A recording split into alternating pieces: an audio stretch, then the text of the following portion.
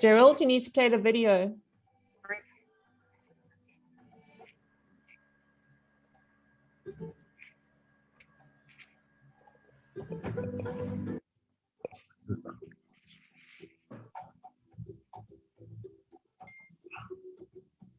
You're back on your slides.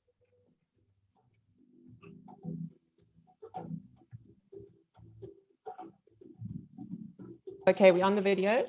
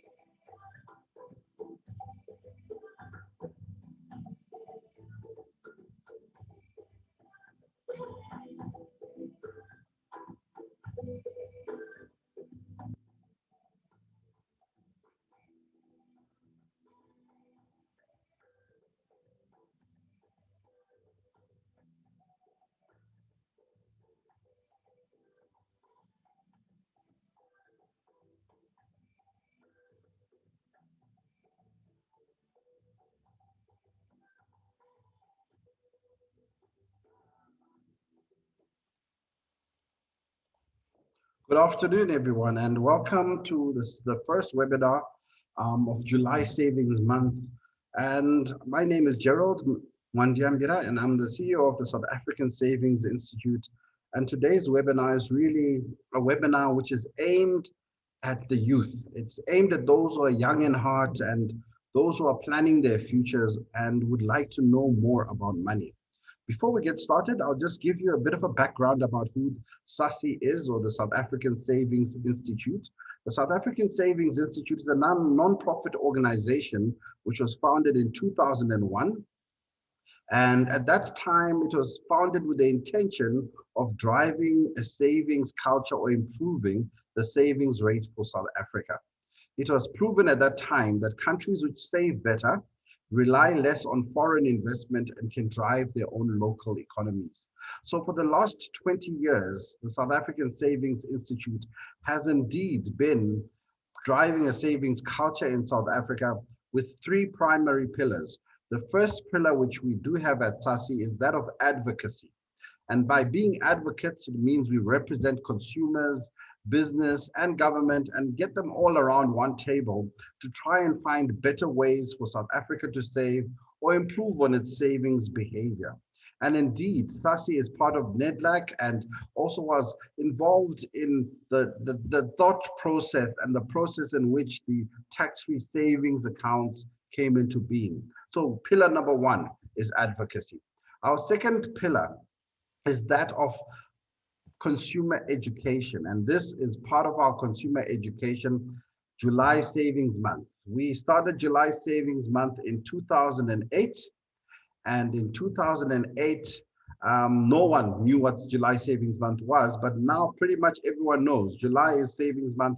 So we drive that conversation around financial literacy, consumer education. And the last pillar of SASI is that of research. We've in the past held symposiums and think tanks where we've had the best academics in the country sit down and discuss savings in South Africa. So I'd like to welcome everyone who signed on this afternoon to this particular webinar. If you have any questions through the program, I would encourage you to just simply jot down your questions on the message panel. We'll try and pick them up as we go along and hopefully address your questions in terms of anything that you would like to know and learn. One of the things about being young is that, at least in my case, we were not taught about money. A lot of the conversations we had were not financial. And indeed, we ran a Twitter poll on the SASI Twitter, and the poll was clear. Many youths want to know about saving, they want to know about budgeting, they want to know about compound interest, because the question was simply put out there, what things do you wish you had learned when you were young? And most people are saying they want to know about bank accounts, home loans, the right decisions before it's too late. So as a student, if you are a student and signed on, you may be living on a super tight budget and you may be getting your first taste of credit and getting yourself into a cycle of debt. Hopefully this webinar will help you to find ways to get out of debt and maybe also make better financial decisions. Now, to this afternoon, we're going to cover a number of topics like student budgeting, saving, extra income for students, as well as student banking solutions. Now, without further ado, we have two guests lined up for this afternoon. Our first guest, we're still waiting for him to come on board, Mr. Kagisho Mamabolo. He's the spokesperson for the National Student Financial Aid Scheme, commonly known as NSFAS.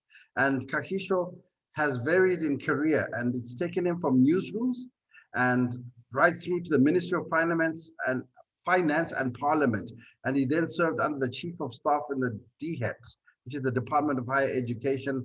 And he serves as the director of the Tea Institute of South Africa and is an alumni and convocation executive for his alma mater, which is the University of Limpopo. Kagisho manages corporate services in the Office of the CEO at NSFAS and serves as the organization's official spokesperson. So he'll be joining us and also giving us his wise words of wisdom. As we know, NSFAS is the principal funder for many, many students in South Africa, and they have a view around how students should conduct their finances. However, our first speaker for the afternoon is Mr. Phillip, who's the Youth Product Manager at Absa, who are our partner for July Savings Month for the last 4 years. And Phillip is currently responsible for the development and management of product propositions within the transactional business at Absa. Chris brings along a blend of marketing, product management, and finance experience and knowledge. He completed his BPhil honors degree in marketing and has a certificate in financial markets and instruments cum laude, and has a BCom in finance and is currently level 2 candidates studying for the CFA program, Chartered Financial Analyst. His career started in advertising and later he works for FMCG companies in marketing and product management before entering the financial services industry. Chris was head of strategic marketing at Ster-Kinekor Distribution, head of marketing at Postbank, and head of product management at Postbank before his current role in the Absa transactional space. Chris has launched a number of products in his career, including youth products and services, as well as individual products in the group savings portfolio. So I'd like to welcome Chris to the webinar and hand over the floor to him. I just want to remind everyone that you are all welcome to ask questions. Being young means that you can have a voice. Let's have those voices. We can see your questions, communicate with us, and those who are participating both on Facebook and on Zoom might just win some lovely cash prizes by the end of this particular webinar. Over to you, Chris. Thank you very much, Gerald, and hello to everyone out there who is watching. Thank you for tuning in. I'm not going to waste any time. I'm just going to get into it. So Gerald mentioned a whole lot of things that the youth might be interested in knowing. I hope today I'm going to touch on a lot of them, and where I don't cover many things that you still wish you could hear about, just put them in the question section. And at the end, if we have time, we will be able to cover each and every one of those. So I wanted to start my conversation today with a bit of a fun fact, a teaser, if you like. The theme for this month is about savings in your own language. And I've done some work to try and understand if indeed this idea does in fact in reality apply. And I've found really interesting information on it. So way back in the 1930s, we had a professor who was also interested in the very same question. And he did some research to try and find out if indeed language does have a bearing on the way we behave. And he did come up with the results that confirmed that it does, in fact, influence the way we think and our disposition towards certain things. To give you a simple example, he tested communities where, for example, colors were not as clearly defined as we know them. For instance, in certain communities, green and blue are seen as the same color. And as a result, if you ask people from those communities if they can see a difference between a color green and a color blue, they have better seeing that color, because inherently in the way they talk about it, it then sort of like changes their perspective in the way they see the color. Another example was done in Australia amongst the Aboriginal communities. And there, in those communities, they don't have the words left and right. And the way they would define left and right is based on the way we look at map. So they refer to north and south, east and west. And for them, it requires quite an intense ability to tune in and to be fully oriented in where you are and where you are facing. And these guys can tell you at any time, if you ask the person, where is Chris standing, for instance, the person will say, northeast of me, something like that. Something that in our own communities we can't define. Again, that was defined by the way they speak. But I think the more prevalent example, or the more relevant example to us, is another study that was done by another professor at Yale. And this professor wanted to take this discovery forward. So he looked specifically at savings. And in savings, he basically looked at two types of languages. Languages that look at, they call them future-oriented languages, languages like English, where we have emphasis on words like shall and will, etc. And then he also looked at other languages. One of those languages is Finnish, which is the language they speak in Finland. And there, the language is used somewhat differently to the way we look at it. And those languages are futureless languages. That's what they are referred to. And there, they basically, if they say, I am going to work tomorrow, they will say, I go to work tomorrow. And if they're going to work today, they say, I go to work today. So there's less emphasis on the future. And the words like will and shall are not really playing a role. So he then looked at a number of respondents, and then he came back to look at the outcomes. The people with the language that placed less emphasis on the future, i.e. Finnish languages or featureless languages, if you like, had a sense of agency. In other words, they tended to save more. They had more retirement assets at the end. And there were many other spin-offs, including the GDP of the country, which is influenced by savings. So today, as I start, I want everyone to start reflecting on their own disposition. Are you the kind of person who likes to procrastinate, for example?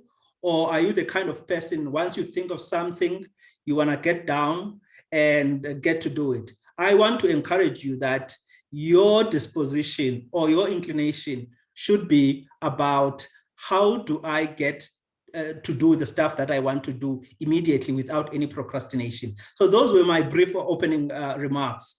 So today I want to talk about savings. I want to get straight to the core of the topic. But in talking about savings, I want to talk about the things also around savings. One of those being budgeting and some of the budgeting ways and tips. And I also then want to get into saving and what are the stumbling blocks in savings and how can we get around those savings stumbling blocks. So I'm going to assume that we don't have a universal way of budgeting. So I'm going to start by defining what we mean by budgeting. So budgeting is basically a way of acknowledging how much money you are receiving, writing it down. And when I say money you are receiving, I deliberately did not use the word salary because very often people tend to think that savings and budgeting is for people who are earning an income, a formal income. But there is always some form of income that everyone gets, particularly for the youth. There is income that comes from the parents. You might be doing part-time jobs, or there might be some other way in which you are receiving income. You might even be receiving a social grant. That is income, and you need to be writing it down. Once you have acknowledged your income, you then need to acknowledge your expenses. And again, there's a way in which you look at your expenses. Expenses can be limitless if you do not put a limit to what you want to spend on and what you don't want to spend on. And that is one of the things that a budget can help you put together. Now, before we even get into how we budget from the bottom up, let's talk about how savings fit into budgeting. Savings is only one part of the things that should feature in your budget. And therefore, when you are budgeting, you should not say whatever is left at the end is my savings. No, savings, and I mean deliberate savings, is something that should be planned for. There are certain disciplines around it. And therefore, one of the things that you should do when you are planning to save is to first define why you are saving. What are your savings goals? You may have a goal that tomorrow you need to go buy something relatively low cost at the mall. On the other hand, you could be budgeting that maybe next year you want to buy yourself a car. All of those things, you need to jot them down. And we will talk about how they then feature into the budget. But all of those things need to be listed. So just to recap, it is important to have objectives, savings objectives. It is important to budget. And in budgeting, it is important to recognize all your income streams. And once you have all your income streams, we will then talk about how you can then scale down your expenses so that they fit into your budget. So if I can then talk about the different ways of budgeting. So budgeting should be defined by the cycle upon which you receive your income. Most people generally get their salaries or their income monthly, but not everyone. There are people who get paid as and when they go to work. There are people who get paid on a weekly basis, and there are people who get paid on a fortnightly basis. Your budget needs to respect that cycle because you don't want to have a budgeting cycle that is completely out of sync with how your money is flowing into your account if you have an account. And we'll talk about accounts just now. So if you are receiving your money on a weekly basis, you need to budget on a weekly basis. We call that a micro budget. It's a small budget that is not supposed to be elaborate. It is very focused on specific things that need to be spent within the week. And in there should still be some component of saving, which you can then roll up, say 4 times a month into a monthly savings amount. That is very important. So if you're getting money on a fortnightly basis, same argument applies. And then now let's get into how to put together a budget for the first time. As I said, I think I alluded to the first part that you have your income, you've listed it, and you know exactly how much you earn per cycle, whatever that cycle is. Now let's get into the expenses. In the expenses, I have basically broken it down into what I call the 5 Fs of budgeting. And in those 5 Fs, there are deliberate categories. The first category is about financing or your financing obligations. In other words, if you have one of those people that has already got some kind of credit agreement that you need to honor on a repeated basis, those are the things that you need to list first. So if you have, let's say, a study loan, if you may have a car loan, if you're at that stage, whatever loan you may have, it needs, that payment that you need to make per month needs to be listed there. It is very important because as a youth, you don't want to start thinking about loans last and you end up in a situation where you miss payments, because that will affect your credit profile. In other words, your ability to borrow. Once you've messed up your credit profile, you might miss out on other things that are worth borrowing for. And I'm going to talk about what are the things that are worth borrowing for. So it is important, therefore, that all your partners, in other words, the people that you've borrowed from, you respect them and you prioritize them in the way you budget. List all of those things. The second category basically refers to fixed expenses. This category is exactly the same as the previous category, except that in this category, you don't have contractual obligations. So for example, food fits into this fixed category group. And you can't do without it. You can't say, no, I'm going to starve myself to save. So you need to cater for that because that is your basic need. If you have rental, include rental in there. So all your basic things that you need to keep yourself going throughout your budget cycle will then fall into that fixed expenses category. The third piece then is the piece that we are talking about today. Then the third part is about the future. Again, I talked about objectives at the beginning of my speech, and there you would have listed that I want to buy my mother a couch, I want to buy a car, I want to be able to afford university next year, whatever those things are. Those things then fall into that, and you don't put the lump sum amount in there. You first have to understand how far this objective is into the future. So if you have decided that you're going to buy your mother a couch in December, you then have to count how many months you have to go to December. If you divide the amount that is required for the couch into the number of months that are left, how much money do you need to pay? If that amount turns out to be much higher than what you can tolerate, it means that you need to stretch out your savings goal maybe into March next year, etc., etc. Because the one thing you don't want to do when you are budgeting is to lie to yourself. In other words, setting unrealistic objectives. So it is important then that you get to that point where everything is built into the budget properly and it's realistic. So that's where you put your savings. And again, I emphasize in savings, you can have short-term, medium-term, and long-term objectives. But budgeting basically helps you to spread that across the timeframes that are relevant for that particular goal. Then the third part is fun, which is your fourth F. Fun is basically about throughout the month. We know that the youth, particularly the students, have got very ever-changing lifestyles and might need at some point to go out and meet friends, and maybe you need to buy a takeaway through the month, or you need to go and watch a movie. You need to budget for those things. Again, a lot of people like to think of those things as wasteful and I'm not going to budget for it. But if you really know that you can't resist, there is no point in telling yourself that you're not going to do it, because eventually you're going to do it, and then you're going to spend money that you were not supposed to spend, money that was supposed to go to something else. So again, that is very important. The last piece is basically, I called it fumble. So throughout the month, there are things that you either may have not planned for, or things, life happens. You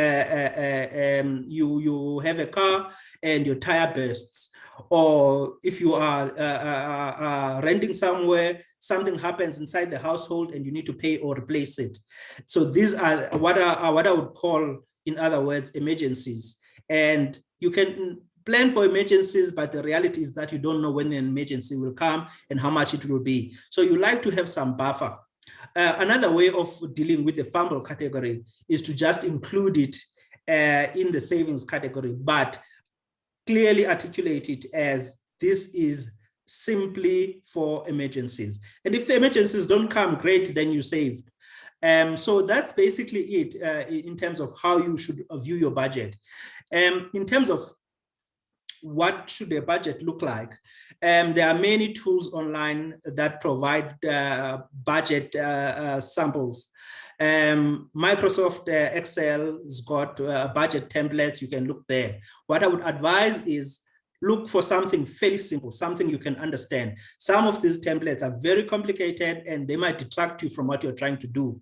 So look for something very simple. If I just picture what I would be looking for is something that just lists things. There's months, and on the side, on the rows, I just list my incomes and my expenses according to the categories. And that would be just as sufficient as something much more fancy.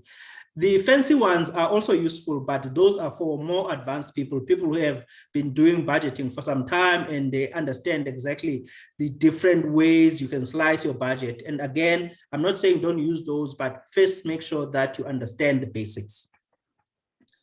Now, in terms of tips, savings tips. So I don't think most of us are born with this inclination that I want to save immediately. The first thing you want to do when you get your income is to spend it. But you then need to start understanding your own behavior and how you are spending money. And I've listed a few things, and this is not an exhaustive list, but I've given you 10 tips. The first one is to be conscious about savings. So, and what are the certain things that may trigger an undesirable behavior? A good example is, if you know that you are the kind of person that likes, I'm using a stupid example, but if you know that you are someone who likes to buy pies, don't go to a grocery store or a retailer and walk next to the pie station and in an empty stomach. Eat first, and then after you've had enough in your tummy, go to the shops and do what you need. You are more likely to resist if you do something like that. The second part is about the difference between home cooked versus takeaways. You can't live on takeaways every day. In any setup, DIY is always the best. So try to do things inside where you live and be as stingy as you can, not excessively, but try and be stingy with your money. Don't spend it when you don't need to spend it. The third one is about the difference, well, not the difference, but boredom and binging. And sometimes I also find myself doing this. Sometimes you're sitting at home, you have nothing to do, and you end up going to the fridge. You open the fridge and you just stare into the fridge. You should be careful about such behaviors, because not only is it about wasting the food, but while you are standing there opening the fridge door, you are running an electricity bill. And if someone asks you, what are you looking for? Very often, you won't know what you're looking for. You're just hovering. So again, that's trick number 3. Number 4 is being able to pay things on time. If you have commitments, pay them on time. One of the ways in which you can waste money without understanding you are wasting money is to spend it on reconnection fees. I'm going to use, for example, let's say you have a decoder that you're supposed to pay every month. This month you realize that no, my finances are not good, so I'm not going to pay it right away. And then they switch it off. And 10 days later, you realize I can't live without it.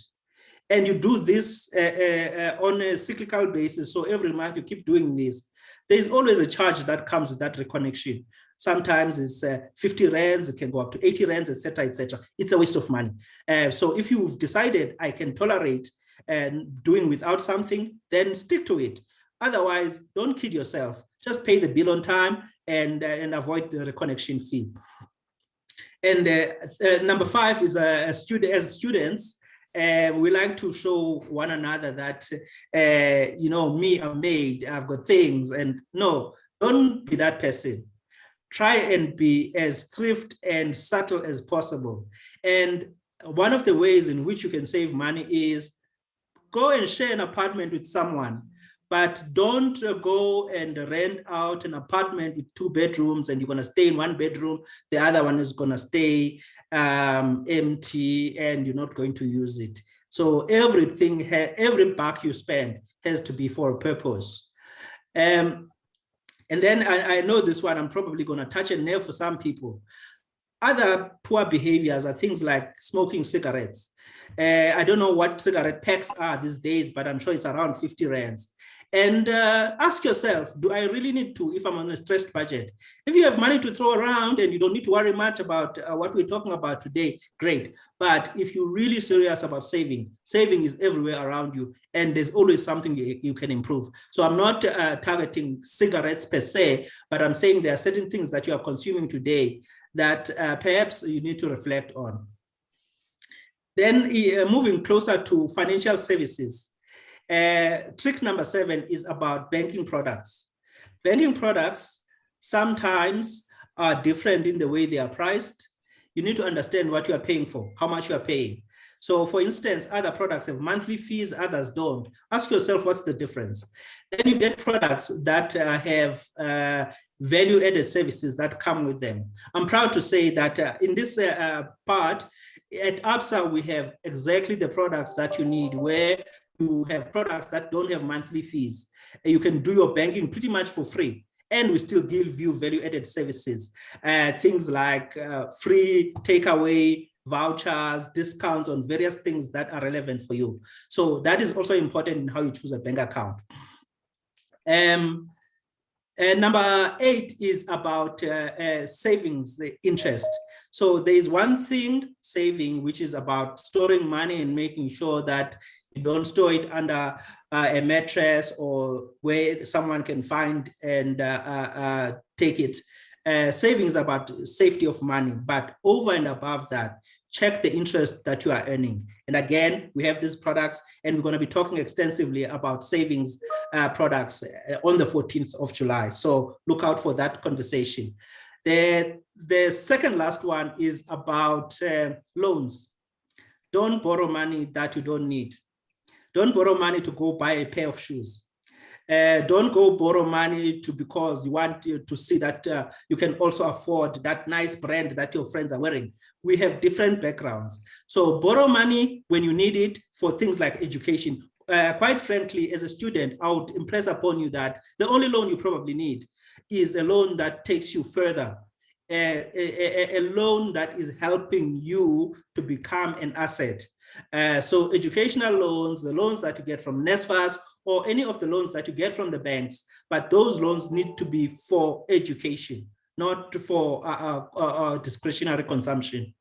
Then lastly, ask yourself what you need in the future. So today you could be borrowing to buy a car, and you borrow 100% of the price of the car. Ask yourself, do you really need the car now?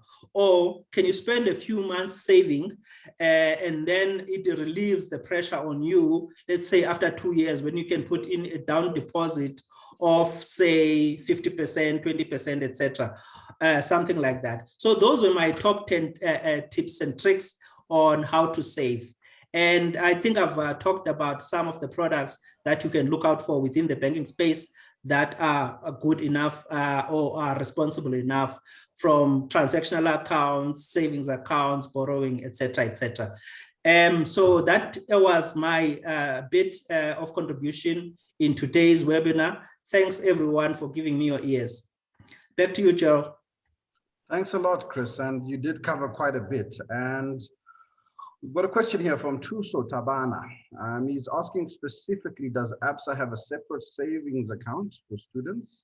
I think you said you do have transactional products. So yes, I think I'll answer for you. If you go to any Absa branch, you will get a student account.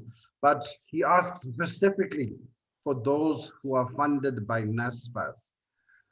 I don't know if you have any specific account for NSFAS students or with facilities which cater for NSFAS students. Chris? So we don't dedicate anything specifically to people who have been assisted by NSFAS, but yes, we do have savings products that can be used by everyone else, and you will earn interest there, and it does everything you need to get going from a savings point of view. Okay, I'm just going to check if our Kagisho is ready. I'm going to change the program a little bit. Kagisho has a bit of an urgent personal matter to attend to. If you're available, Kagisho, just come on screen and I'll just answer one question whilst we wait and get a response from Kagisho. I got a question here. SASI, we're only hearing about SASI now. You say it's been around for 20 years. Where have you been? Where have you been hiding? And do you cater for students and youth as a whole? And in answer to your question, this is coming from Kabira Pempeta. Kabira Pempeta, excuse me if I'm mispronouncing your name. And we've also got a question from Joseph Sakoneka. Now, Kabira, SASI indeed has been around for 20 years, and we have catered, done a lot of student initiatives in the past. However, because of the fees must fall challenges and getting on campuses for the last 3-4 years, we haven't been that visible, but we will definitely be more active in the student space. Hence why we're specifically having this particular webinar, because we know the power of the youth in terms of understanding money. One of the things you might have heard of, we used to have a program called Teach Children to Save. It's now been rebranded Star Savers. It's for young children. It's the one which is for primary school children. And we want to fill that gap. And that's specifically why we have invited a partnership or started to get a relationship with NSFAS, who are a big player in the student space. And I'm going to invite Kagisho. I'll reintroduce him again. He's come from a journalistic type of environment, from the newsrooms of SABC to working in government communications in the Ministry of Finance and Parliament. He's served as the Chief of Staff at the Deputy Minister of Higher Education and Training, and he serves as the Director of the Tea Institute of South Africa and an Alumni and Convocation Executive for his alma mater, which is the University of Limpopo. Kagisho manages corporate services in the Office of the CEO for the National Student Financial Aid Scheme and serves as the organization's spokesperson. So he's going to address us, and let's get some rules. I know when you say NSFAS, students get excited. He's not here to answer queries around your application. He's not here to answer any dissatisfaction or challenges you're facing as a NSFAS funded student. There's official channels for that. The reason we've got Kagisho here is because Kagisho and the new CEO, Andile, have taken it as their personal responsibility to try and drive financial literacy for students, and also to try and get better financial behavior in terms of funded students. And I think his ideas are going to give us direction in terms of where NSFAS is taking us. I've been on the My NSFAS wallet and the new website, and it's got exciting stuff there. You can track your spending. You can basically, as a student, start getting some of those skills we are discussing now around budgeting and getting better skilled in terms of your money. Kagisho, I hand over the floor to you, and please lead the conversation. Okay, thank you very much, Gerald. I'm not sure if I am audible enough. Can you hear me clearly? Very clear, loud and clear. Okay, thank you very much. And thank you for the broad introduction. I got to learn a little bit about myself today. And of course, good afternoon to the audience. Yes, indeed, as the National Student Financial Aid Scheme, we are appreciative of the opportunity that has been given to us to participate on July, the saving month. And as a scheme of government, we would like to share a few things that may be important to you, especially the students, but also we see this platform as important to reach out to those who may have children that are studying at university or TVET colleges. So the National Student Financial Aid Scheme, it's actually a scheme of government. It's an entity established by an act of parliament. So we report to the Minister of Higher Education and Training, Dr. Blade Nzimande. We are largely funded by government. So the money that we use to fund this come from the taxpayers. And this year we are celebrating our 30-year anniversary since we were established. We were initially established as what we are known as Kagisho Trust. And then we became what was known by TEFSA. And then ultimately now we are called the National Student Financial Aid Scheme. And over these years, we have funded over 4 million students in South Africa. And we are largely funding students that are going to 26 universities and 30 TVET colleges. And as in 2017, government announced fee-free education, or what is commonly referred to subsidized higher education and training funding for the poor. What does this mean? This meant that from 2018 onwards, NSFAS was funding students that will get full cost of study, full bursaries. Before 2018, students would get a loan, which is converted to a bursary based on students' performance. Meaning if a student reached the progression requirement, a certain portion of that loan, which is 40% each year, will be converted into a bursary. And this was done for the first year, second year, and final year was 100% bursary. But now, NSFAS does not talk loans anymore. We talk 100% bursary. It comes with a lot of benefits, benefits for students, and that's why it's important to explain what we do during this saving months, because it has a huge impact on students' life. So from 2018, NSFAS is giving students a lot of benefits. One of the benefits is that a student would an allowance. This is your allowance that is categorized in individual pockets. The first pocket of the allowance goes to study material, and a student will get a certain amount ring-fenced for study material. A student can go to a second-hand bookstore of their choice, or go to a normal bookstore where they can buy brand new books, or they can use money and buy a laptop or buy any other assistive devices with that allowance for study material. We do the same for students with disabilities. Students with disabilities, we also give like a specific computers or tape recorders, anything that assist a student to study. Since the country has gone into lockdown, we have introduced laptops. So all the students that are funded by NSFAS are not receiving laptops.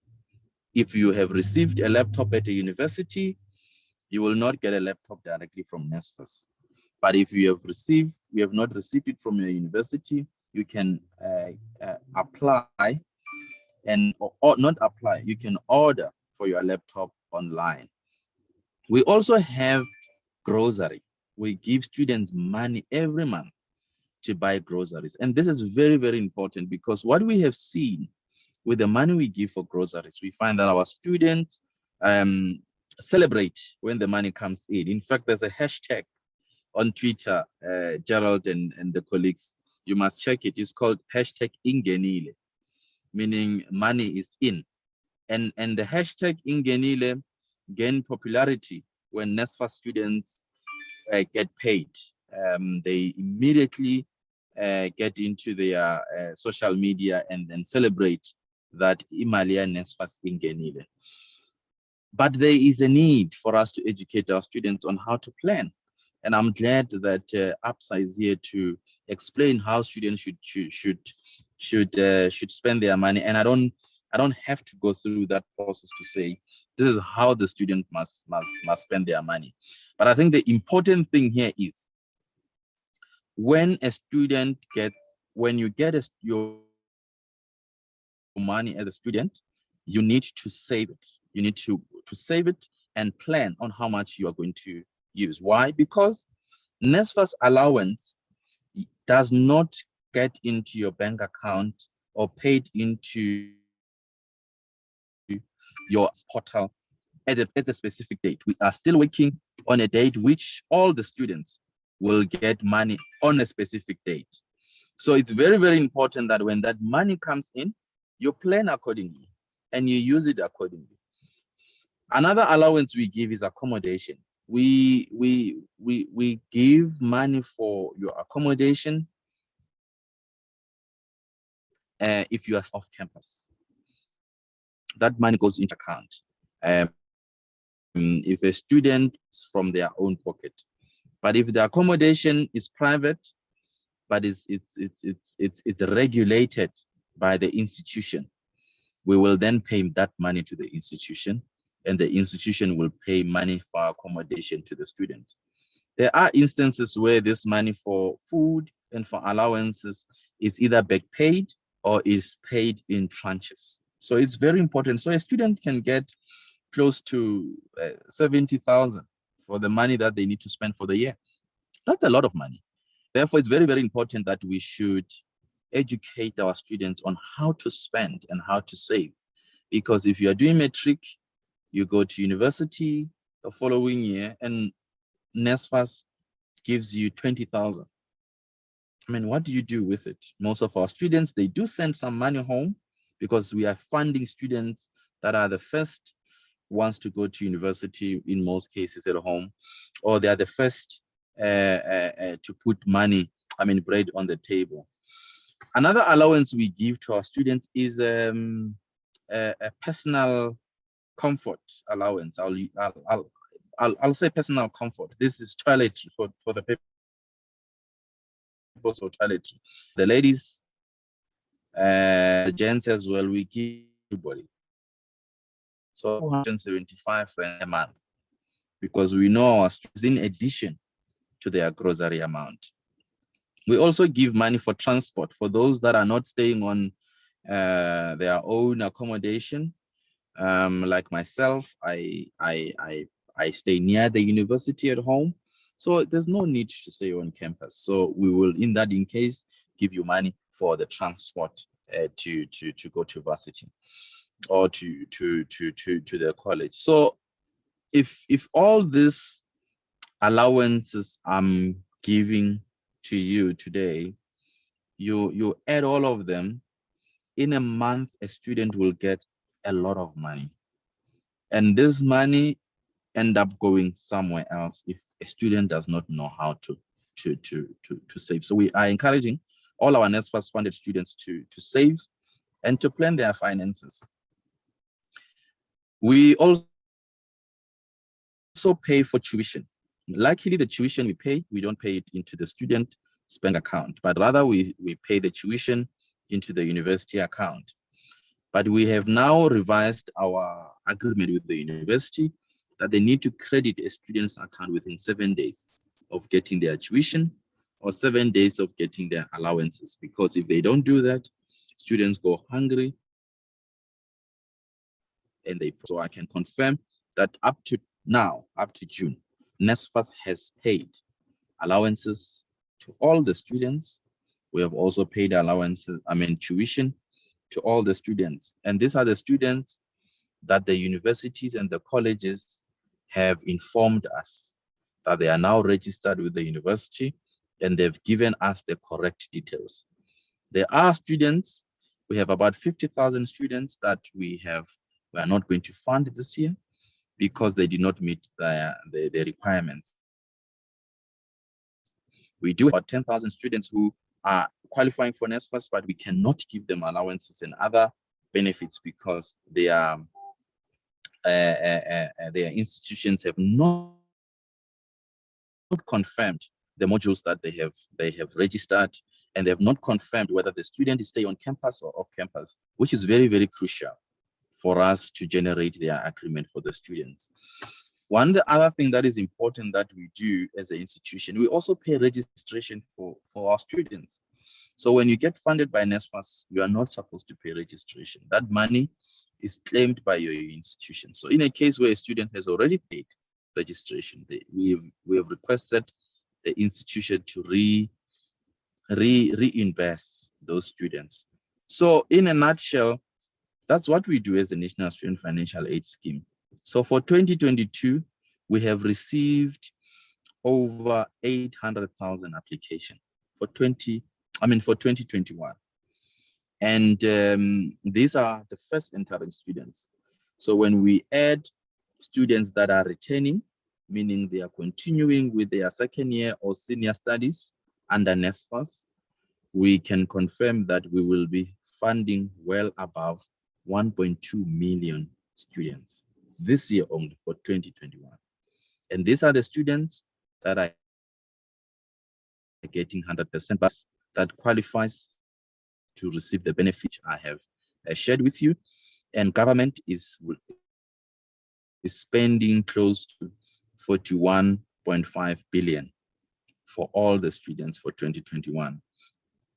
And we must appreciate that, yes, the Department of Treasury, National Treasury, has gone back to look for additional funds following the budget speech and have come up with a system that will ensure that all qualifying students are funded without any problems. But what we want to say today is that for all the students that are funded by NSFAS, you need to know two important things. You need to know that you do qualify for a laptop if you don't have, and laptops are available. You go online, you order, you put your address, a laptop is delivered on your campus. Secondly, we have institutions that are using their own payment system. In this case, a university or a college may use Absa Bank. So it's advisable that you can open an Absa Bank account, or whichever bank account that the institution is using, you do that on your own so that the university pays that money into the bank account. But if the university is participating on a NSFAS payment system, it means you are using what we call NSFAS wallet.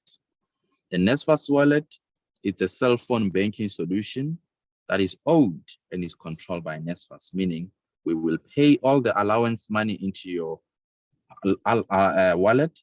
We will pay your 275 of the sanitary towels for yourself.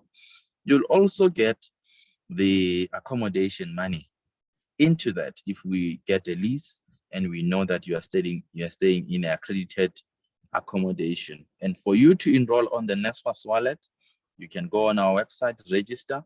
You can use a hashtag. There is a special page which is dedicated on how to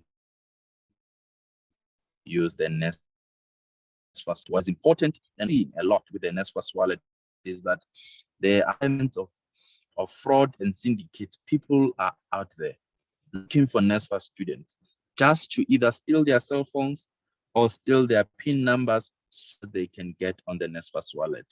We are indebted with calls where students are calling, are saying, my NSFAS wallet has been blocked. When we do our investigation, we find that someone was trying to access their NSFAS wallet. Therefore, we encourage our students to keep their PIN numbers for NSFAS wallet very safe. NSFAS wallet, you can withdraw cash anywhere. You can redeem the voucher if you want to.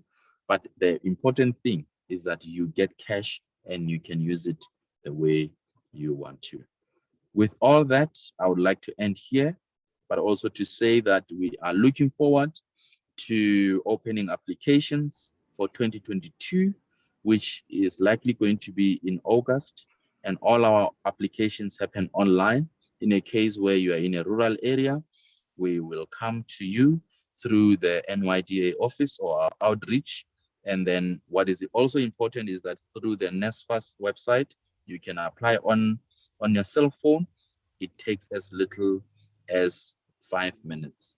And all those that are studying, are receiving social support or security support, which is SASA, they automatically qualifies for NSFAS. Thank you. Thank you, Kagisho. Quick one before we let you go. There's a few questions for you. First question. Yes, I can stay for some questions here. Okay. There's a few questions for you here. It says, a question from Tuso is regarding the laptops. He says, can I keep my laptop after I finish my studies, or do I have to return it? You keep your laptop when you finish your studies. So we give a laptop for your first year of application for the laptop. Okay, and I think we're getting... we will still give you money books. Yeah. Okay, so sorry about that. You can keep your laptop. First year you get your laptop, you have to look after it until you finish your studies, but it's yours. I think we're getting a lot of questions in terms of students actually saying they want more financial literacy. And I think this is the reason why Kagisho was here, is basically to start to say, look, NSFAS knows that they're distributing 70,000 Rand to a 17 or 18-year-old is a lot of money. Many people don't earn 70,000 Rand who have been working many years. And it's a challenge. You need to be taught how to budget. So financial literacy is definitely going to be hand in hand with your responsibility over these finances. Kabira is asking, does NSFAS have any measures in place to curb reckless or inappropriate spending by students? So if you can see that they are being, ingenile every time, is there a way of curbing that? No. We absolutely have no control over how students are spending. However, we do put a limit in terms of where the student can spend in terms of the books. We had a voucher which restricts you, like if you were doing law, a voucher will not have allowed you to pay for the marketing books because it's not within your area. But we find that students don't like those vouchers, so we give them cash. But indeed, we don't restrict them on how they should spend. Some may as well do spend it recklessly. Yeah. So basically, as a student, NSFAS is saying we're treating you like adults and we expect you to be responsible for your own finances, which you carry through your entire life. Now we've got Livenlen Kosi, who's asking, when does one apply for NSFAS? When applying for university or only when you've been accepted? You apply for NSFAS every year from August, and the closing date ends in September, but it's not linked with admission at university. You can apply for NSFAS without being admitted at university. In fact, we encourage everyone to apply for NSFAS even though they've not applied at university. However, for NSFAS money to roll out, we confirm with all the universities with using your ID number if you've got acceptance. You may not know that you have acceptance, but as NSFAS, we will know. And if we know, we will tell you that you have been accepted at VETS. You can go then register for free. So our money follows the student. Okay, now, does NSFAS have a limit into how many people in one household can qualify for funding? That's the first question. I'll give you 3 at one go because there's a lot of NSFAS questions coming through. The second question which has come through is someone who's asking, they obviously have accommodation which they want to register with the NSFAS. They want to know, how do I get my accommodation registered with NSFAS? Yeah. We've got one more question. It's saying, when you apply for a laptop, do you still receive the book allowance? So is it one or the other, or it's about you knowing how to budget your laptop and your books? Okay, I'll start with the last one. When you are a university student, you will get allowances. You use it to buy a laptop. And then the rest of the money, you can keep it. Our laptops are very affordable. I think they are as little as 6,000. They were made specifically for our students. However, your following year, you will get an allowance again for books. So you can still use it for books. But the TVET college students don't get any allowance for study material because they get study material for free. So they get their laptops for free. And I'll go to the second question about accommodation. You can register as a landlord or a provider for private accommodation. However, you must be credited by the institution where you want to provide your services. We don't restrict where students must stay. We don't give letters of support for private accommodation providers because we see private accommodation providers as an extension of accommodation for the institutions. So that is managed by the institution. But once you are accredited, we will pay you through the institution or through the student. And the first question about the application, I mean, the number of students that need to be funded by NSFAS, we don't have a limit. All you can be 5 at home. In fact, if we can find one, we will fund all of them. Laduma of Amaklosa, he's a NSFAS funded student, and all his siblings were funded by NSFAS. And he likes telling. So what we do, we say, we only fund for your one qualification, your first qualification. But if you want to do your second qualification, we won't fund you. Or if you already have your first qualification, we won't fund you for your second qualification, even though your first qualification was not funded by NSFAS. Our objective is to make sure you have one qualification. Thanks. Okay, we've got another question just here. They said, I think it was Betty Dos Santos, and another, the same question was asked by Pumla Kalimashi. She's saying that you mentioned that if you have paid your registration for a student, it gets refunded. Is this the case, and how does it happen? Because Pumla is saying, I paid registration for my daughter and she was told the money can't be paid back, and she can't claim it back. So obviously there's a lot of administrative type questions coming your way. My advice to Pumla is that get a statement from the university, find out how much NSFAS is paying for that student. 2 things are likely to happen. 1, when a university claims money from NSFAS, they claim for everything. They claim for your books, they claim for your accommodation, they claim for your registration. So it's important that if you have already paid 5,000, the university can't claim that 5,000 you've claimed. If they've already claimed for it, it's due to you. Why will they keep it? They have to refund you. So if you can find the statement for me of the university, and then you find out from NSFAS call center how much the student is being paid, and if you feel that there's money which is a balance, which is due to you, you contact the university, or if you are struggling, contact me. I'll facilitate that process. Does NSFAS fund postgraduate studies?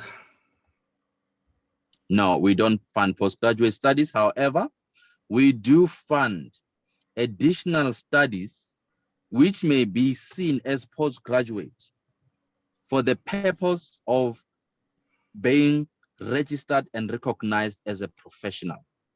For example, if you do BA degree and then you add to do LLB, it's a basic 3-year degree plus 1 year on honors, so that LLB, then you are qualified as a lawyer. Do nursing, you may be required a diploma, you may be required to go to a certain level in order to be registered with the Nursing Council.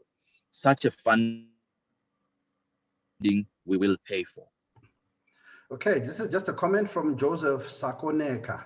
And he says, thank you, Mr. Mamabolo, and your colleagues for helping to educate the nation. I'm hopeful for the future.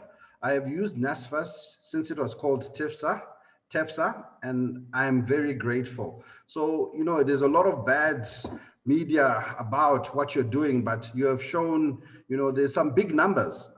70,000 to a youth is a lot of money, and definitely hand in hand with financial education, we will definitely get people who can stretch it further. So I think that is all the questions we have for now. Joseph Sakoneka is also saying, what should students be reading to continue enhancing their knowledge on financial literacy to drive the right behavior and make the right decisions?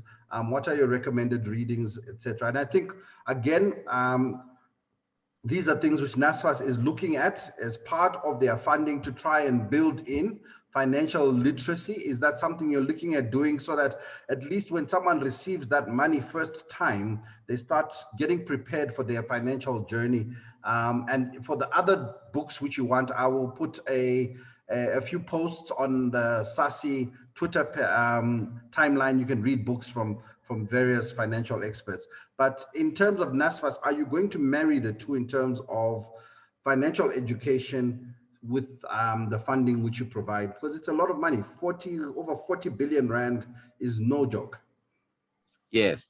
No, thank you very much. My closing remarks would be, one, we have a new board which started in January, a new CEO. They've done a tremendous work. One of the things they've done was to do a strategic plan for the next 5 years.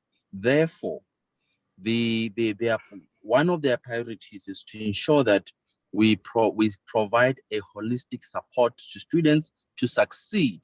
That support means, one, we need to make sure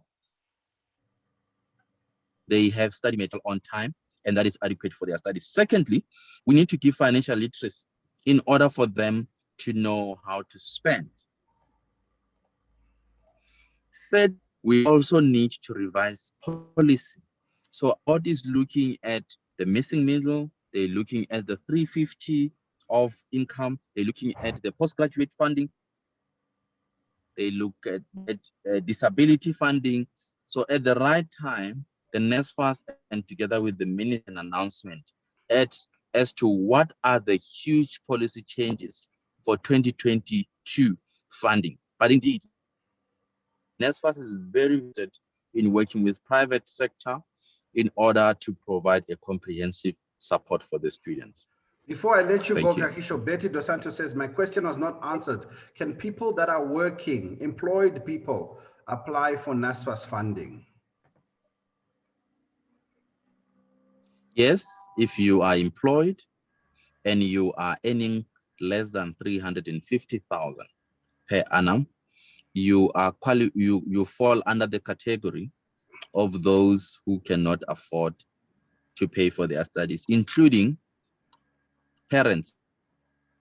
Even if you're an old person, but you've been admitted at the university, we don't discriminate against age. Anyone with an admission at university who earns below 350 does qualify for NSFAS funding. Thank you.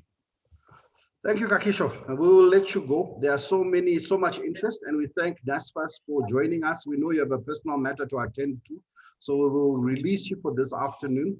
If you have any further questions or comments, you can put them on the timeline. We will try and get Kagisho and his team to get back to us and basically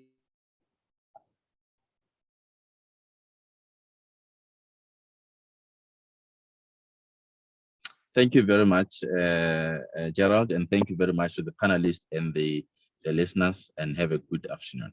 Thank you.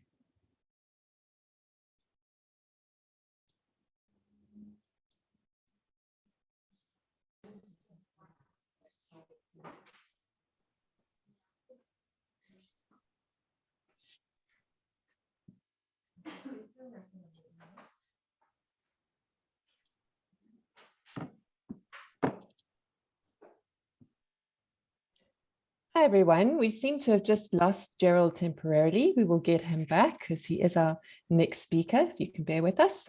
Thanks. I'm sure he's coming back in now.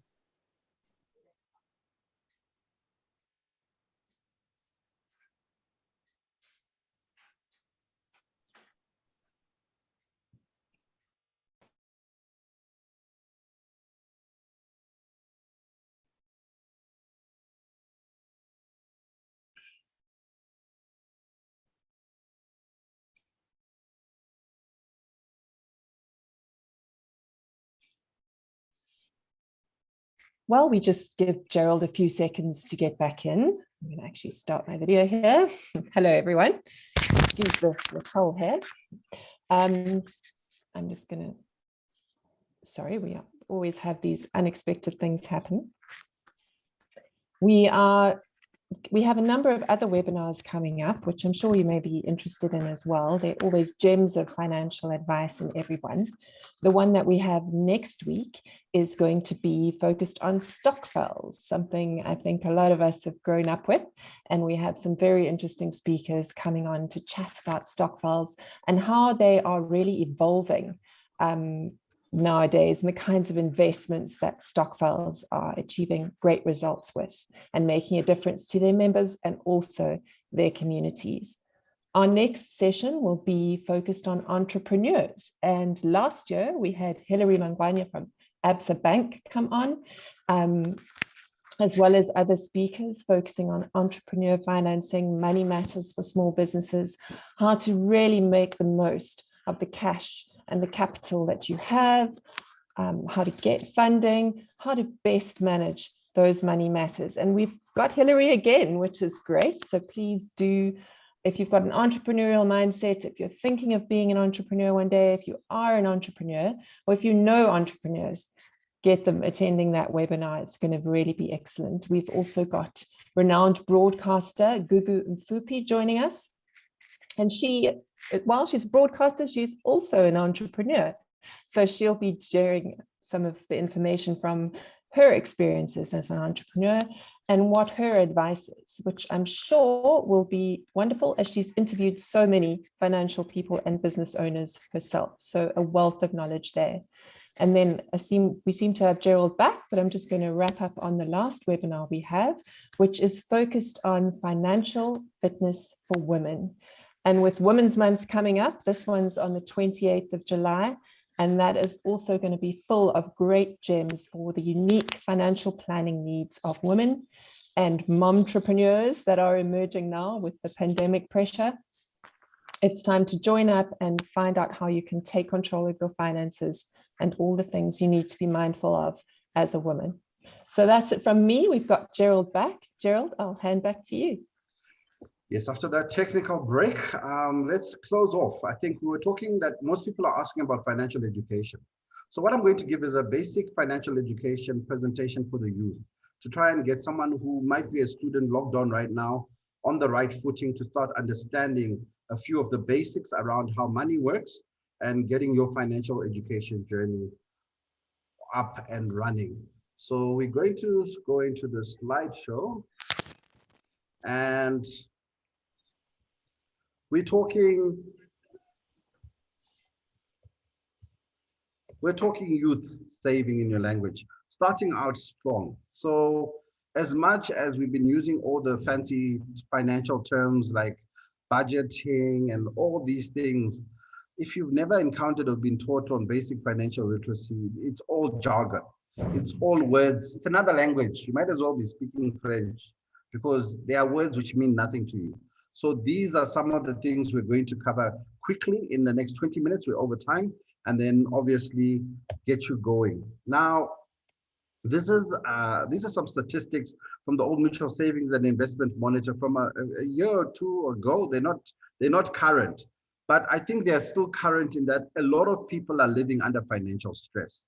Now, a lot of students are also breadwinners, and I think this is the big challenge when you get NSFAS funding and your family also wants you to look after them. This is the so-called black tax, and it puts you in a situation where if you are a student, you're suddenly stressed because at home, they also want food. At home, they also want you to help out. And it leads to a lot of people being under financial stress. At this point, it was 63% of South Africans saying they're under financial stress. But I would pretty much guarantee that when this same number comes out this year, I think in a week or two, it'll be more. And you were asking about how do I empower myself financially? One of the things is follow these documents which come out. So there's this old mutual savings and investment model that's coming out next week. Look out for it, Google it. It's going to empower you financially. But the most important thing is, let's start understanding how money works. Now, there are 4 financial pillars. Now, I'd like some interaction, if possible, in terms of what do you think the financial pillars are? If you can just quickly type it in on your comment section, what do you believe are the financial pillars? Now, I can't see the comments, so Tamarin, if you can just send them to me on my cell phone, because obviously as they come in, what do you believe are the financial pillars which will make you successful in terms of your financial journey? And we'll cover them, the 4 financial pillars which everyone should know about. Are there any comments coming through on the comment section? Nothing yet? Just that the black tax discussion needs to be discussed, really, and looking at very much live below your means. Okay, so you need to live below your means. You've got black tax. Okay, let's go into the financial pillars. The first thing is you cannot be financially active without an income. Okay, I think we've got a question on Facebook where a student is saying, I don't have an income, how can I save? The reality is, if you don't have an income, you won't be able to save. So the first financial pillar which you need to have is an income. Okay, now there are different ways of having more than one income. Your NSFAS funding is not necessarily deemed an income in terms of it's money which has to go to certain places, but you can have extra income on campus. I remember on campus, I used to cut hair. Some of the girls would do other girls' hair, makeup. There's lots of things which you can do to get income, because this is the key to you being financially active, income. Because a lot of students will finish varsity and they won't be able to even have an income. So I'll read some more of the ones that have come up, Gerald. So it's income, expenses, debts were listed.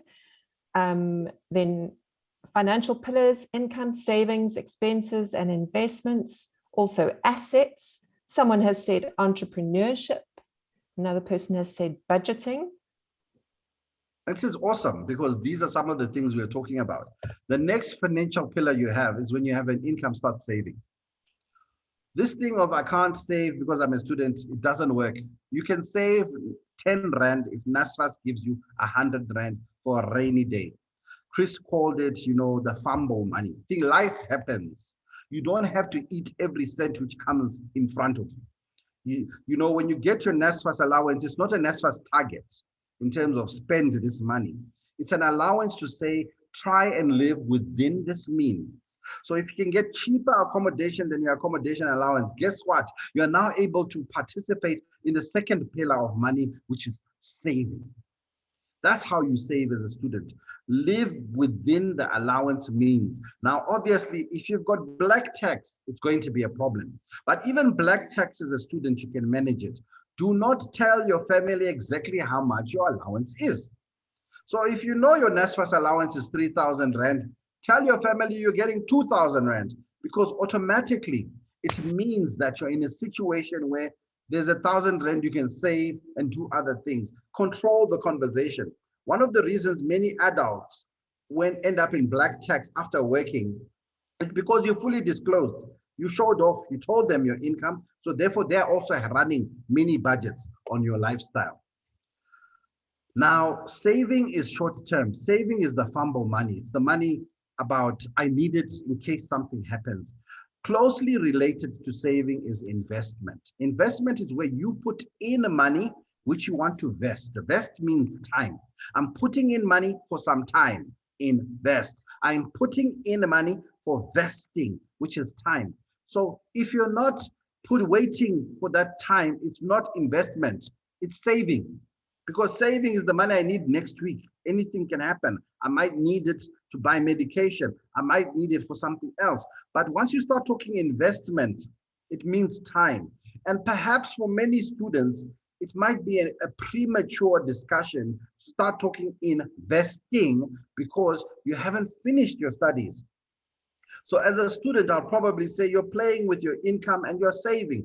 But once you start talking investing, you're looking at minimum, I would say 5 years. So money you say as a student, I'm investing, must be money you're saying I'm going to see when I've qualified, when I've graduated. Important as a student, your other important financial pillar is to give. Give. Learn to give. The more you learn to give as a student to others who are less fortunate than you, then you will be set for life, because it's just a financial principle that those who give the most receive the most. Even if you look at it from a SARS perspective, Premise here, she's a CA, she'll tell you that if you donate, SARS can't help but give you more money back. It doesn't make sense, but that's the principle. You donate to give, you suddenly get deductions, money coming back to you. And this is important. Start understanding that principle as a student to give. Look after your fellow students and those who might be in a situation where the black tax is heavy. It's not as bad as your household. Black tax is heavy in different households. In some households, you're the first student who's gone to varsity. Everyone is depending on an NSFAS income and you're trying to study. Help out if you can. So these are the positive pillars around your money. I'll go into the negative pillars now. Your financial enemies. These are the things which you need to fight from day one of your student life till the day you leave this earth. We already mentioned it. Debt. Debt is not a friend. Already we've got statistics which show that, you know, the debt to income ratio for South Africa is that the average South African is spending over 3/4 of their salary paying back debt. And the problem with some of this debt is debt which came when they were students. They will come and they will give you a credit card on campus. A credit card is not evil. It's a financial tool. So if Chris comes with his team to your campus, welcome them. But if you get that credit card, understand how it works. Because if you do not understand how it works, it will put you into debt. And you're in debt when you are in a situation where you have liabilities and obligations, which Chris was talking about, your financial obligations, which you need to service. They mustn't be too much. Your other financial enemy is loss of income. COVID has caused drama to a lot of employed people, and a lot of students know what loss of income is when the money finishes. Ingenile, and then iyahamba, iphelile, finished, finito, kaput. It's July and I've charged my NSFAS money. What am I going to do? Control your income. Try not to lose your income. And how you try not to lose your income is by respecting your income. Respect the NSFAS money, respect NSFAS, because this money they're giving to you is for a real good cause. You know, a lot of the time money starts disappearing from your hands is if you do not respect money. I will tell you as a financial planning professional, those who don't respect money, it doesn't stay long with them. If you respect your rands from day one by budgeting and putting your money to good use, your money will be your friend all the days of your life. We've had those questions. How can I know more? I want to know more about these books. Where can I read more about financial education? And there's a lot of information out there. Don't be an ignoramus. There's a lot of good programs, and South African Savings Institute on our Ways to Save page, we've got links to a lot of our partners. The Financial Sector Conduct Authority, FSCA, has a great new program which teaches you about money, and you can teach yourself along the way. Our other partners, Banking Association of South Africa, they have their own programs. The ASISA, the Association of Savings and Investments of South Africa, they have programs. There's no shortage of information. But I guess my only warning for someone who loves to learn about money is try and limit your knowledge sources to credible sources. Twitter is a great source of information, but also a great source of misinformation. But don't be an ignoramus. Uncontrolled spending, the other enemy of your money. I'll try and get us all out by 4 o'clock. So I'm gonna go through the next slides quickly. Don't spend too much. You heard NSFAS actually helps you budget by telling you, this is accommodation allowance, this is grocery allowance. That's how budgeting works. Each one of those lines on your budget should say, NSFAS gave me 4,000 groceries. NSFAS gave me 4,000 for books. These are just rough numbers. I don't know what the numbers would be. And then on the next column, you say, out of the 4,000 for groceries I got this month, I'm only spending 2,000. And that 2,000 you save, guess what? You put it into a savings pocket or you save it somewhere for a rainy day. That's how the journey starts around saving. There's no secret. You just have to start, preferably when you're a student. I remember when I was a student, when things were rough, I survived on cornflakes and baked beans and eggs. And I started enjoying them. You know, I then had recipes for eggs. Okay, I get curry and cumin and I make it Indian style, or I change the eggs, I make them Japanese style by ending soy sauce. Eggs are very good. What did they do for me? They helped me save because others were going and having burgers and quotas. I was surviving on eggs. Ultimately, you start saving. So make your choices. Remember, your personal financial universe is about you. No one knows what goes in your stomach. As long as it's sustenance, it's okay. You don't have to be seen. You can even put your eggs in that chicken licking box and walk around and eat your eggs. No one will judge you. Finally, as a student, I'm going to ask you, are you avaricious? Now, you shouldn't be. Obviously, I can see the phones are going out, Google, avaricious. What does it mean? It's a clever word, yeah. You must go and tell the people who never attended this particular webinar, ask them, are you avaricious? Because they don't know, they were not here. I'll tell you the answer. People who are avaricious are greedy. They like things. Are you avaricious? If you want to be a saver and an investor, you cannot be avaricious. You need to be someone who is kind to their money and kind with their money.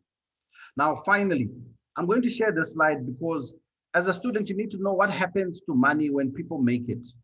Because it's all fair and square, you being taught about the basics. What's the end goal? This is what wealthy people do with their money. 27% of wealthy people have a holiday home. This is from an old mutual savings monitor from a few years ago, but it's still nice to look at. 27% of wealthy people have a holiday home, which means that they rest, their minds rest. You can't work forever, 24/7, 365. They go on holiday. Why? Because they budget for that holiday. Even more, 18% have a rental property. Why? They are creating income. Income is replacing yourself. So you can be sitting at home knowing money ingenile, not from NSFAS, but because you invested in a property. You put in money and you invested, okay? People with money consult advisors. I think a lot of people think that once you have lots of money, you know it all. 71% of wealthy people, they got a financial planning professional. So even you as a student, find yourself a financial planning professional to talk to. Most financial planning professionals will assist you and they will start helping you with your money. Try it. If you have a problem, get a hold of me. I can help you as a student, get you with the right tools, the right budget spreadsheet, get you on that right journey because one day you will be there. So if you have any issues, I'll share my details and you can get hold of me on Twitter and you can keep that conversation and we can actually empower each other. Okay. Now, wealthy people look after other people. Black tax is not just to you. It's not a curse, this black tax thing. Wealthy people look after orphans. You know, Ava Madonna and all these celebrities, they've got children and people who they just adopt. Why? Because it's part of being wealthy. That's the behavior. So when you make it, have a plan to look after someone else. Have a plan to send someone else to school. Have a plan to help someone else. 85% of wealthy people have multiple properties. So when they retire, they simply sell one house and then they can live off that.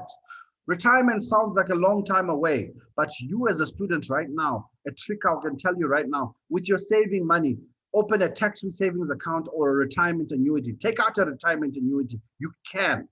If you take out a retirement annuity at 20 or 19 and you pay just 200 Rand a month, I'll do the numbers. You'll be scared. By the time you reach 40, 45, you're sitting on good money because of that thing we call compound interest. I'm not doing an compound interest lesson today. We don't have time. Okay, and the last thing about wealthy people is I want to share is about 28% of them are self-employed. Don't be afraid of ending up self-employed. A jobby job is someone telling you you are worth X amount, whether you like it or not. If you don't believe you're worth that amount, self-employment might be the way forward, especially as South Africa is looking at a way of creating employment where we can basically be in a situation where, you know, we have entrepreneurs. Imagine being the boss at 22, 23. You can. But remember, self-employment doesn't mean tenders and big Mercedes. You can be self-employed and earn the same amount as someone who's fully employed. But the one thing you have control of is time, because time is the ultimate currency. Money is not a currency of life, it's time. You want to buy time. When you go to work, you're selling your time. So those who are wealthy own their own time. They decide when they want to work. They decide when they want to go on holiday. Those who are selling their time don't have time. Start owning your time. And the last thing, I put this there deliberately, debt. Debt is not the enemy. It's being able to live within your means and pay for it. And if you have a financial contract, it's about being able to budget to keep up with that debt. Because if you can budget, if you can pay your debts nicely, you can build a credit profile. One of the questions we got, I think from Joseph, is saying that he attended last year's webinar about buying a car. He's improved his credit profile because he took the advice we gave. So again, debt is not the enemy. Don't be fooled and told debt is the enemy. Never go into debt. You need it. Big companies need debt. People need debt to function. It's understanding how you apply it in your situation, which is important. Okay, so focus on what you want, everyone. You are young, best time. Focus on what you want. Remember that with your finances, all you need is a plan. Clarify your intentions. Know what you want. Know what you want. Write it down. I'm 18 now. When I'm 25, I want this house. Be very specific, because specific goals lead to specific outcomes. Okay, just like, you know, there are those who are celebrating Ingenile with no plan. You can have a plan as to the exact house you want, where you want it, and by when you want it. Once you have your goals on your budgets, on your plan, then you now work backwards. You always work backwards. I was reading something about Jeff Bezos, the Amazon guy who just retired, the founder, that he worked backwards with every plan he made. Any plan, you work backwards. I want a house in wherever. Then you put attention, okay, that house costs this amount, and then you work backwards. Don't be that person who says, I want to drive a GTI, and you don't know the price of a GTI. Someone who is going to drive a GTI is someone who basically knows the price and knows how they're going to get it. They have a plan. You can be anything you want. You can do anything you want, and you can have anything you choose.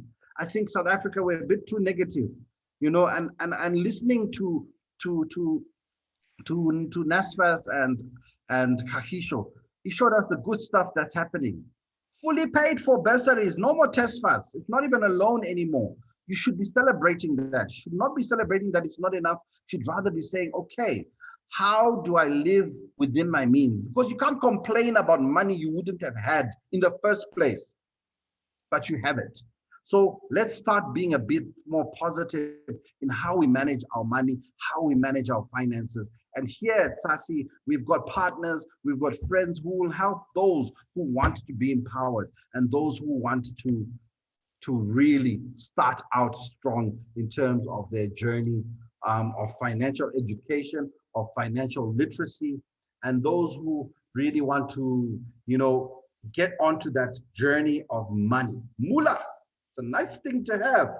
Don't have enough, but I'm still working. And I'd like to thank everyone, I think, you know, who's here. And I'm going to do my usual roll call where I start recognizing attendees. We've got Dudu Mohobane, Agnes Kaz, Audrey, we see you, Matole, Avuile, Katwebe, Betty Dos Santos, Boitumelo Pebane, Brian Saul, Desmond Chauke ×2. You're logged on twice. Fikile, Underwater, Funzani, Shandukani, Guguletum Course. I'm mentioning your name so that when this recording is played and you play it again in 10 years' time, you know where we started this journey. Iman Kwepe, Nsiba, Irvin Bulalu, Isaac Totesi, Itumeleng Molloy, Jabulile, Makubo, Joey Lehomo, Joseph, Sahonelka, Keleto Chabang, Kabira, Pepeta, Lerato, Mokoka, Lindy Makamo, Louisa, Nshabele, Lungile Nkize,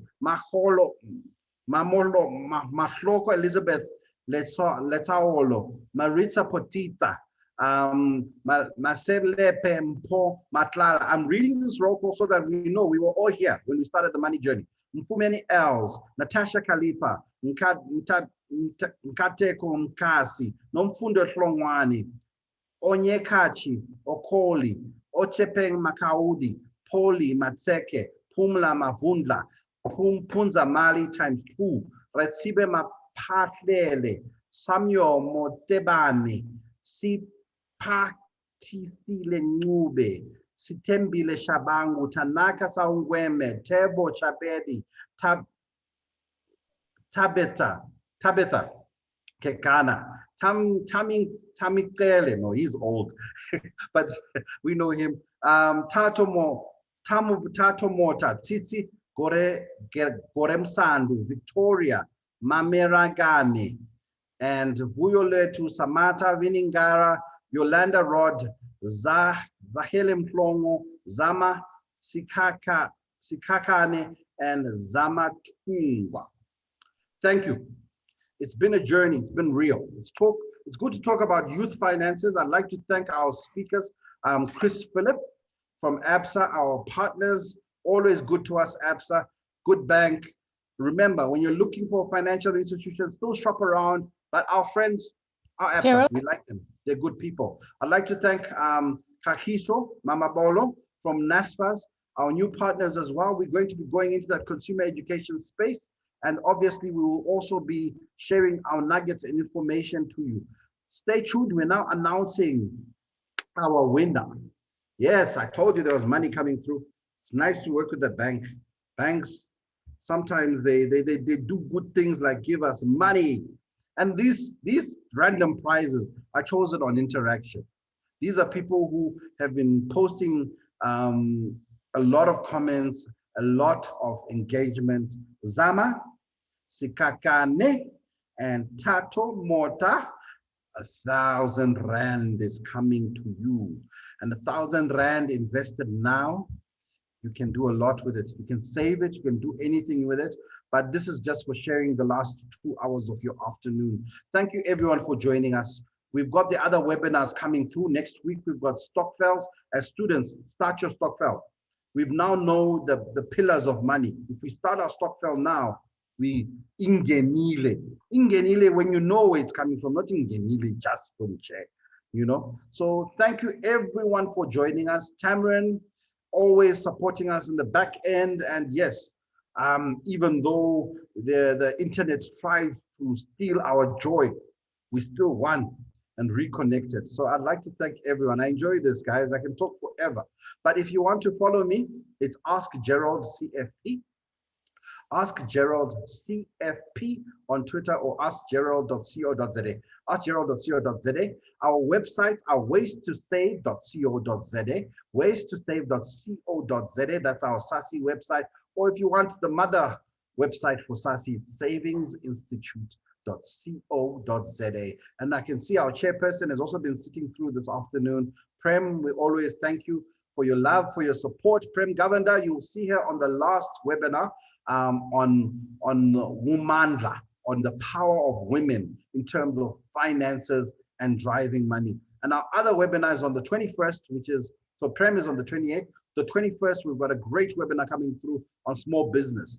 That one should be pretty interesting as well. Start thinking outside the box. No one said you must be an employee. Employ yourself, because if you are an employer, you can be that person who's then known as a legator. I'm using a financial planning term. I like that. A legator is someone who leaves a legacy to his legatees. Okay, what's that? Financial planning 101 if you study financial planning.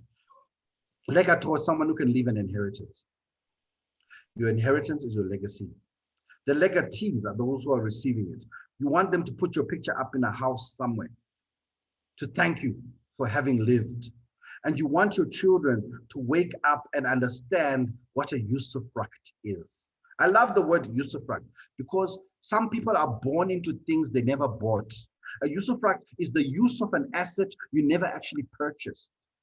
Start thinking big. Think big while you're young. Thank you very much from SASI.